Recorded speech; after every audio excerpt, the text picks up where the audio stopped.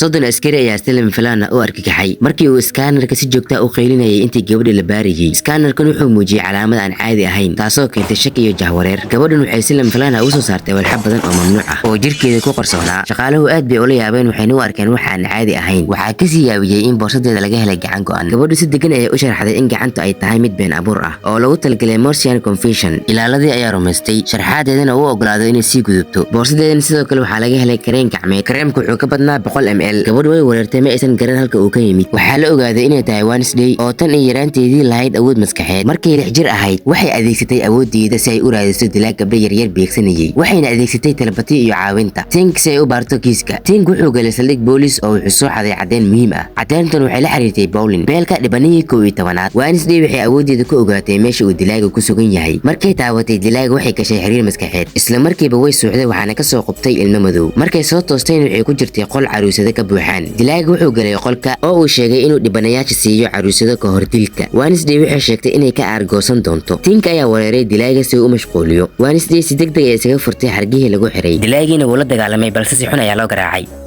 Tink ayaa si qiyaano leh oo la dagaalamay wuxuuna si toos ah u weeraray meesha nugul. Waxay ahayd wax xanuun leh xitaa in la daawado. Dilaagii uu dambeyn waa uu ka baxsaday Tink laakiin ka hor intuusan neefsan ayaa si xun loo garaacay. Habartii maxay ii dhashay laga keenay habartii maxay ii dhashay. Dib markii ay ka adkaadeen dilaaga Tink si tartiib ah ayuu ugu yimid Wednesday. Kadib wuxuu sheegay make-upkeeda inuu qasmay. Wednesday waxay tiri ilmada madow waa cilad yar oo awoodeeda ah. Waxayna ku amartay inuusan cidna u sheegin gaar ahaan hooyadeed. Kadib waxay qaadatay qalabkii dilaaga waxayna ku sameysay qaliin. Dilaagii waxa markii dambe la sheegay in la qabtay. Dhanka kale Wednesday waxay baarisay macnaha ilmada madow laakiin hooyada ayaa u timid oo ku tiri inay isdiyaariso. Waxay ahayd maalintii ugu horeysay ee iskuulka mar kale. Qofka la socday Wednesday wuxuu ahaa walaalkeed Bagisley. Awoodda Bagisley waa koronto xoog badan. Intii gaariga lagu jiray walaalkood waxay ku yiraahdeen inuu edeb yeesho. Waxay ahayd markii ugu horeysay ee iskuulka yimaado. Wax yar kadibna waxay gaareen Nevermore Academy. Waa iskuul loogu talagalay dadka leh awoodaha gaarka ah. Wednesday si kooban ayay walaalkeeda ugu sharaxday xeerarka. Kadib kaligeed ayay gudaha gashay sababtoo ah waxay badbaadisay iskuulka xil ciyaareedkii hore. Waxayna noqotay halyeeyga kambaska. Ardaydii markay arkeen sawiro ayay ka qaadeen. Wednesday waxay rabtay inay iska indhitirto taageerayaasha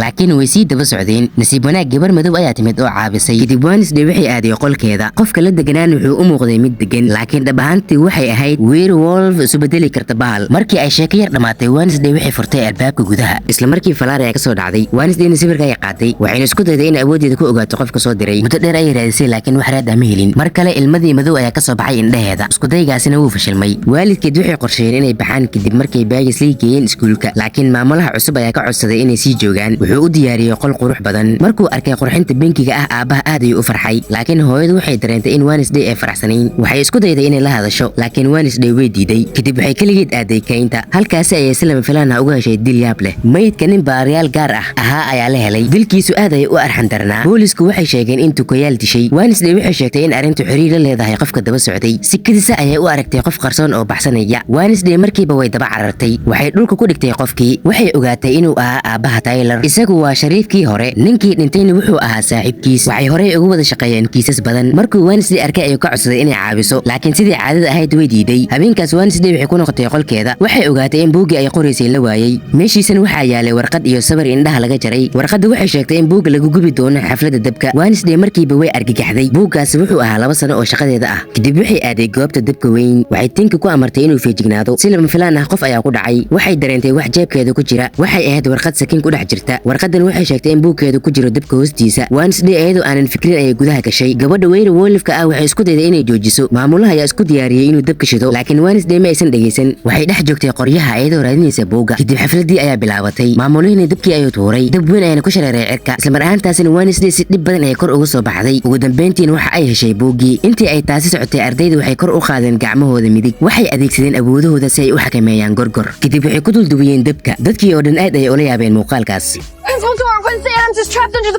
Kaaliyaha gabadha werewolfka ah ayaa sii wicisay Wednesday. Markii aysan jawaabin ayay si walwal leh uga carartay maamulaha laakiin isla waqtigaas Wednesday ayaa ka soo baxday dabka. Kadibna waxay u dhaqaaqday dhanka masraxa ayadoo wareersan.